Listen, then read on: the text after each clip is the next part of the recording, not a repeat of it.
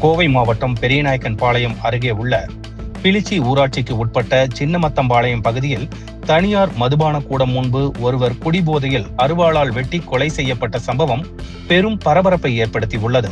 Spartan sport recreation club என்ற தனியார் மதுபான கூடத்தில் ஒன்னிப்பாளையம் கோகுலம் காலனியைச் சேர்ந்த கேட்டரிங் தொழில் செய்து வரும் 50 வயதான சுரேஷ் என்பவர் மது அருந்திக் கொண்டிருந்தார்.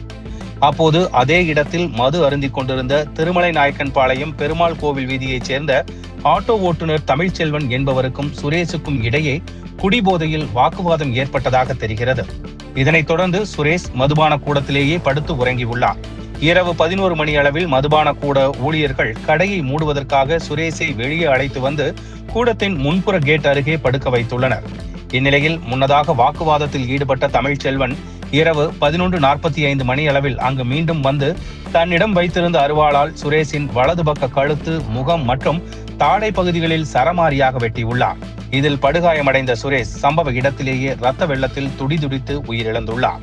இந்த சம்பவம் குறித்து தகவல் அறிந்த பெரியநாயக்கன்பாளையம் போலீசார் சுரேஷின் உடலை கைப்பற்றி பிரேத பரிசோதனைக்காக கோவை அரசு மருத்துவமனைக்கு அனுப்பி வைத்தனர். இதனைத் தொடர்ந்து கொலை செய்ததாக கூறப்படும் தமிழ்ச்செல்வனை போலீசார் கைது செய்து விசாரணை மேற்கொண்டு வருகின்றனர். மதுபான கூடம் வாசலில் நடந்த இந்த கொலை சம்பவம் அப்பகுதியில் பெரும் அதிர்ச்சியையும் பரபரப்பையும் ஏற்படுத்தியுள்ளது.